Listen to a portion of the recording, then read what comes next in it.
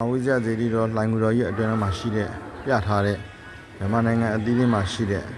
သူပြည်နယ်နဲ့တိုင်းမှာရှိတဲ့ဇေဒီပထိုးတွေရဲ့ရုပ်ပြပူဇော်ဝေရတွေဖြစ်ပါတယ်။ဒါတွေအဆိုရင်ဖြင့်မြန်မာတပြည်လုံးကိုအားလုံးဘာရောက်မဖူးမြော်နိုင်တဲ့ဓမ္မမိတ်ဆွေပေါင်းအတွက်ရည်ရွယ်ပြီးတော့မြန်မာနိုင်ငံဒေသအသီးသီးမှာရှိတဲ့ဘုရားပထိုးဇေဒီကျောင်းကံများအတွက်ကိုရည်ရွယ်ပြီးတော့ဒီထဲမှာထုလို့ပူဇော်ခွင့်ပြုထားတာဖြစ်ပါတယ်ဒီထဲမှာတော့သူဒီနေ့နဲ့တိုင်းမှာရှိတဲ့ဘုရားတွေဆင်းလူတော်တွေဇေဒီတွေပထိုးတွေဇေဒီတော်အဆူဆူတို့ရဲ့ကြီးညိုဝဲအားရောက်ဘူးတဲ့သူတွေလည်းရောက်ဘူးတကဲ့သို့သွားဘူးတဲ့လူတွေလည်းသွားဘူးတကဲ့သို့အားလုံးထပ်တူကြအောင်တေချာကြာကြာနာစီစဉ်ပေးထားပါတယ်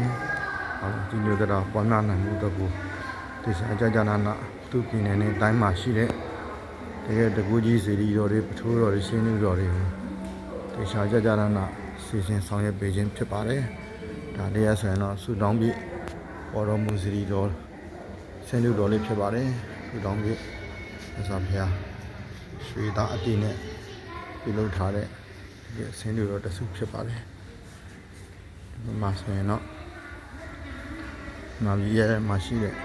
ဒီပထိုးများဒီချာကြာနာလေးပူဇော်မှုပြုနေအောင်လို့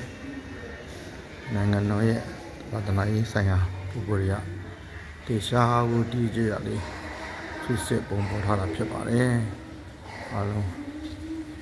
ဗမိတ်ဆွေတို့ကောင်းပေါင်းလို့လဲတေရှားကြာနာလေးပူဇော်မှုပြုပြီးတော့တေရှားကြာနာလေး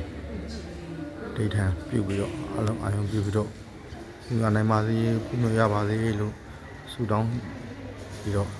အားလုံးလည်းတစ်ချိန်ကြာမှစိတ်ချမ်းသာလို့ရဆန္ဒပြည့်ပြီးတော့